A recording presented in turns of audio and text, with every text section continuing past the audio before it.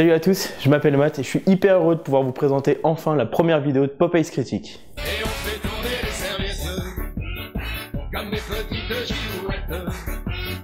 Ça nous fait du vent dans les couettes.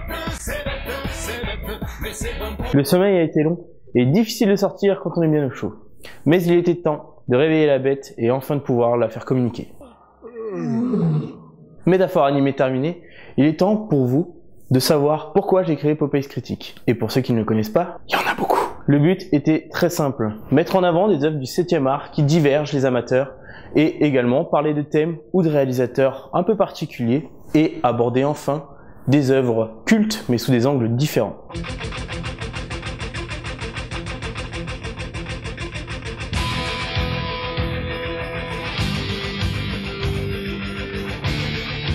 Markus Nispel est né le 15 avril 1963 en Allemagne, plus précisément à Francfort-sur-le-Main.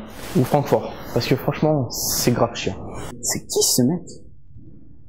Encore un qui croit avoir du talent. Bon, premier job notable qu'il ait eu après qu'il soit sorti d'une école, ça a été directeur artistique pour une publicité.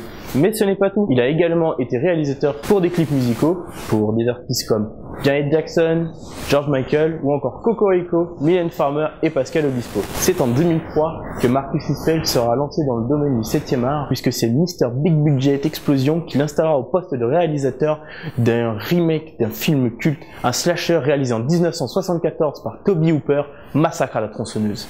Big Budget Explosion, c'est Michael Bay en fait, pour ceux qui n'avaient pas compris. Markus Nispel a donc commencé en 2003 par le remake d'un film d'horreur. Et les critiques n'ont pas suivi. Démontage, pétage de genoux, remontée testiculaire après une bonne grosse savate dans les gros lots masculins, le réalisateur s'est gentiment fait lapider par les puristes du genre. Mais pourtant, le film a eu du succès, donc le petit père a pu se pencher sur un projet beaucoup plus personnel, une réadaptation d'un chef-d'œuvre culte de Universal, Frankenstein. Et là, malheureusement, la même chose, les critiques l'ont démonté. Mais pour le coup, ça a été un peu moindre, puisque le film n'en était pas un, c'était plutôt un téléfilm. Pour raccourcir, le type a ensuite réalisé Pathfinder en 2007, Vendredi 13 en 2009, toujours Michael Bay à la production, et enfin en 2011, Conan le Barbare. Vous avez un visage à défoncer maintenant. Pour ajouter, Pathfinder, Vendredi 13 et Conan le Barbare sont tous les trois des remakes. C'est un problème. Comment peut-il poser son identité et son individualité artistique s'il ne réalise que des remakes? Là, on peut se dire que le mec ne choisit que ça et du coup, qu'il le cherche. Mais en même temps, ses projets un peu plus personnels se vautrent tout le temps la gueule. Oui, ses projets, parce que Frankenstein c'était un projet personnel, mais il avait aussi un autre projet qui s'appelle aussi Projet 666. Et c'était purement dégueulasse.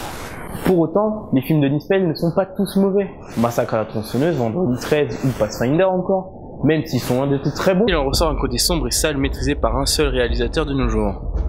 Rob Zombie. Zombie. Rob Zombie. Il est vrai que Nispel manque de base, de repères, mais aussi de références, malgré qu'il essaie constamment d'insuffler de la noirceur à ses projets, quitte à se l'estampiller sur le fond tel un elfe de maison avec une lampe de chevet. T'as vu la référence? Au final, le problème de Nispel ne tient qu'en une seule énonciation, le maintien de la cohérence narrative et du propos de l'œuvre. Pourquoi trop en faire quand il a tout le nécessaire pour réaliser un travail soigné, stylisé, de qualité? Junkie, peux-tu répondre à cette question?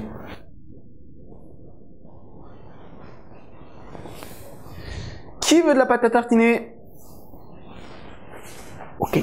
Nispel, c'est au final un esprit perdu, rejeton de Zombie et Snyder qui reste esselé dans un labyrinthe long et difficile, cherchant constamment à rejoindre ses pairs, tous en se voulant distants des origines des codes cinématographiques. Le temps nous dira s'il vieillit aussi bien que du bon vin.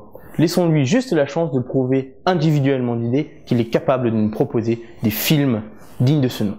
Si cette première vidéo vous a plu, n'hésitez pas à vous abonner à ma chaîne, à la chaîne aussi Animez-moi. N'hésitez pas à vous abonner à ma page Facebook Popeyes Critique. Également, n'hésitez pas à vous abonner à la page de mon pote Junkie Animez-moi. C'est grâce à lui que je peux tourner aujourd'hui. Je lui dis un grand merci. Et clap!